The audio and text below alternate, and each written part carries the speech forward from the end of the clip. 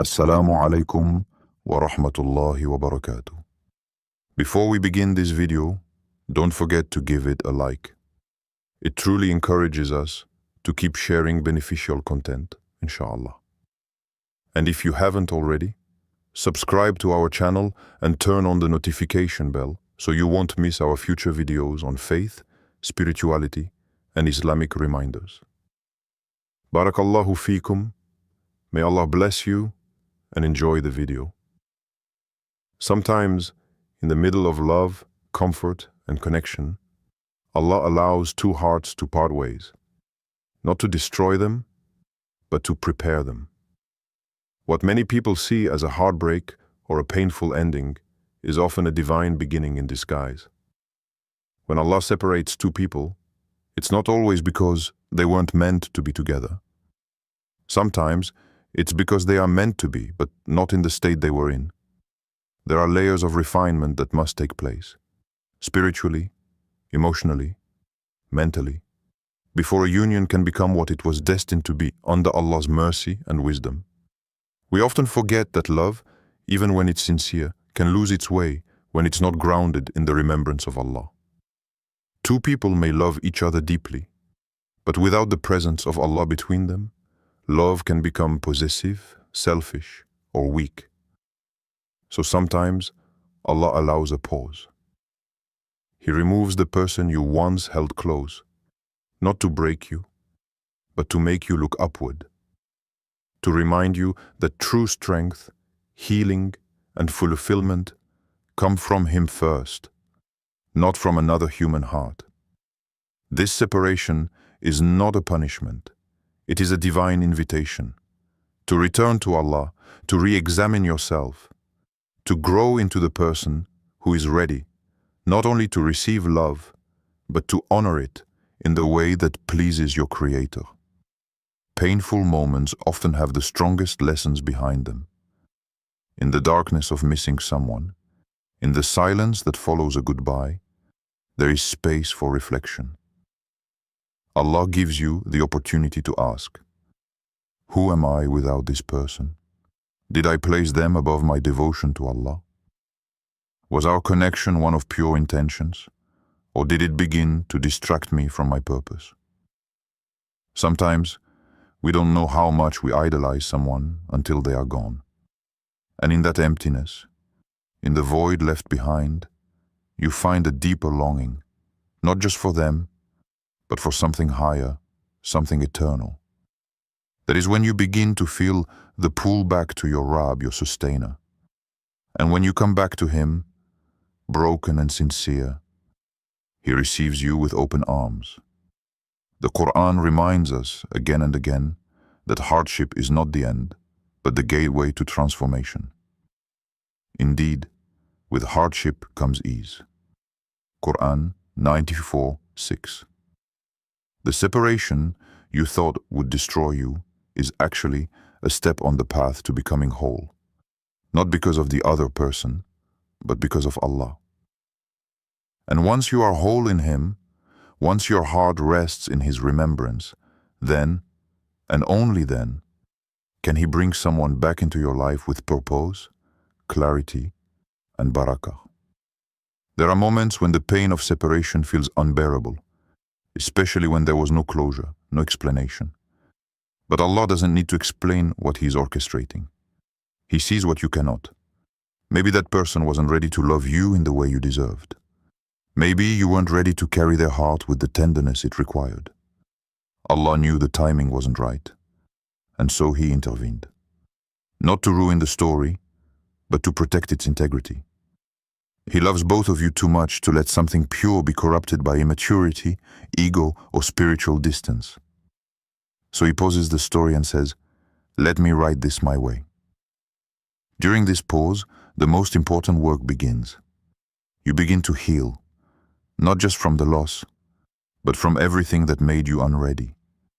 You begin to clean your intentions, reflect on your flaws, rebuild your trust in Allah's plan. You stop seeking love from the world and start anchoring it in your deen. Your prayers become deeper, your patience becomes stronger, your heart, once scattered, finds its center again, in Him. And it is in that stillness that miracles begin to unfold. You start to realize that maybe the person who left wasn't lost forever. Maybe they too were on a journey. Maybe they too had to be broken before they could return as someone better, more aware, more faithful. Allah is the turner of hearts. He can guide anyone back, even to you, when the time is right. But the point is not to wait obsessively for their return. The point is to trust Allah enough to let go while believing that if it's written, they will come back. Not because you chased them, but because Allah sent them. That's the difference. And when you chase a person, you rely on your own strength. But when you trust Allah and focus on healing, He sends what is meant to find you, even if it has to cross oceans to reach you. That's the beauty of divine timing. It doesn't depend on effort alone, it depends on surrender. So when Allah says, "This person is coming back," it's not a shallow hope. It's a powerful promise, but one that comes with preparation. He will not send them back until you are both ready to carry what was once broken with grace, wisdom, and a deeper sense of devotion. And when they return, it will not be like before. It will be better, because this time, the foundation will be different. It won't just be love. It will be love rooted in taqwa, respect, and divine alignment. That is what makes the reunion worth the wait. Because when Allah brings two hearts back together, He brings them not to repeat the past, but to create something entirely new. Something that reflects His mercy, His plan, and His timing. Sometimes, Allah gently places signs along your path. Subtle, almost imperceptible at first, but undeniably consistent. These signs are not random. They are divine hints, clues that the story you thought was over may not be finished yet. When someone is meant to be in your life, Allah knows how to guide both hearts back together in ways that defy human logic. You may not even realize it at first, but Allah works in the unseen, orchestrating moments, feelings, and encounters that quietly tell you, this isn't over yet. One of the most powerful signs that Allah may be preparing a reconnection is the spiritual pull you feel toward this person long after separation. It's not about emotional dependence or romantic obsession. It's a peaceful, persistent feeling deep inside your heart that refuses to fade. Despite the silence, the distance, or even the pain of the past, your heart still makes sincere dua for them. Not because you're desperate, but because your soul feels something sacred that your mind cannot fully explain. You feel drawn not to the memory, but to the potential of what could be if Allah wills. You begin to sense that maybe your story with this person was paused, not ended. Another sign is the presence of dreams. While not all dreams hold meaning, there are times when Allah uses them as a form of guidance, comfort, or reassurance. You may find yourself dreaming of this person, not in a way that causes confusion, but in a way that brings peace. It's as if your soul is being reminded of a connection that still matters. These dreams may reflect situations of healing, reunion, or shared worship. They leave you waking up with a calm heart, not a restless one. That calmness is a sign. Allah does not bring peace to your heart over someone who is harmful to your soul. So if the dreams come with light, not darkness, if they awaken a desire to become better, not bitter, then perhaps, just perhaps, they are more than dreams. You may also notice that reminders of this person appear at unexpected times. A specific verse from the Quran, a hadith, or a quote about love, patience, or divine timing suddenly resonates deeply with you, and it feels connected to your situation. You hear someone mention their name in passing, or a place you once visited together crosses your path. Not in a way that reopens wounds, but in a way that whispers healing. These are not coincidences. These are Allah's subtle ways of saying, don't forget, I'm still writing this story. Another profound sign is that despite everything that happened, despite the hurt, the confusion, the silence, your heart has not turned bitter. You still make dua for them. You still wish them well. You still hope that Allah brings them peace and guidance, whether or not they return to you. That level of emotional maturity and spiritual clarity is not something you can fake. It's something Allah plants in the heart when He is preparing you for something greater. If your heart remains soft, not stubborn, this could be a reflection of divine preparation. A hard heart repels blessings, but a soft heart, one that surrenders to Allah's will, becomes a vessel ready to receive. Sometimes, the sign is not in your heart, but in your circumstances. Out of nowhere, you may hear that the person you were once close to is changing. They're praying now. They're seeking knowledge.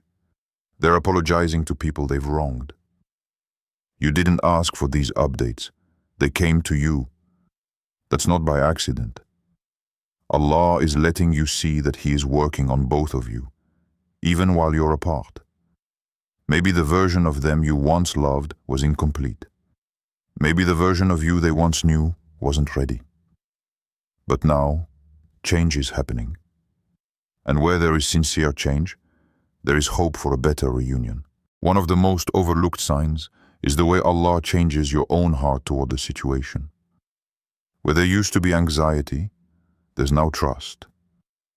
Where there used to be anger, there's now understanding. You stop trying to control the outcome. You no longer beg for answers. Instead, you submit. You begin to pray, not just for the person, but for what is best. You say, Ya Allah, if this person is good for my dunya and akhirah, bring them back. If not, remove them from my heart completely. That level of surrender is a sign that you are ready. Ready to receive whatever Allah has written for you, even if it doesn't match your initial expectations. When both hearts are guided by Allah, He reconnects them in a way that's pure, sincere, and filled with barakah. He may place both of you in the same place at the same time unexpectedly. A message might come out of nowhere. A chance encounter, a mutual friend reaching out, or a random event might reopen a path that was once closed. These moments feel surreal, not forced, not manipulated, but effortless. That's how you know Allah's hand is at work. But above all, one of the clearest signs is the unshakable peace that comes with letting go and still having hope. You're not anxious, you're not rushing, and you're not despairing. You're simply trusting Allah's plan, and in doing so, your heart rests. That kind of peace does not come from the world. It comes from knowing that your affairs are in the hands of the most merciful. So if you're noticing these signs, if your heart feels a quiet whisper of hope, if reminders come softly into your life, if your soul feels the warmth of a potential reconnection, don't ignore it. Don't obsess over it either. Simply carry it in your dua. Say, Ya Allah, if you are bringing this person back, let it be with your blessing and guidance. And if not, replace this longing with something even better. Allah is the one who connects hearts. And when He sends someone back, it is not out of nostalgia. It is out of divine purpose. Trust His timing. Watch for the signs. And keep your heart open to His mercy. In the season of waiting, your heart may ache with uncertainty, and your mind might replay every moment, every word, wondering what you could have done differently. But this period isn't meant for you to dwell in the past. It's meant for you to turn inward and upward. When Allah separates you from someone, It's not just about distance from that person, it's about closeness to him. What you do in this waiting period matters deeply. It's not wasted time, it's divine preparation. First and foremost, focus on strengthening your connection with Allah. Return to prayer with sincerity. Make your sujood a place of healing. Let your tears fall before the one who understands your heart better than you do. Allah says in the Quran, "Call upon me, I will respond to you." Surah Ghafir 40:60. This is your moment to call upon Him, not just for the person you miss, but for wisdom, for patience, for the strength to become better, whether or not they return. There is something transformative about praying in silence, in the quiet of the night, when no one sees your pain but Allah. That's where the deepest healing begins. Next, engage in self-reflection. Ask yourself hard but necessary questions. Was I truly ready for a relationship built on faith and mercy? Did I rely too much on that person for emotional validation? What patterns do I need to break to be a better partner if Allah brings this person back, or someone else entirely? Waiting becomes powerful when it's intentional.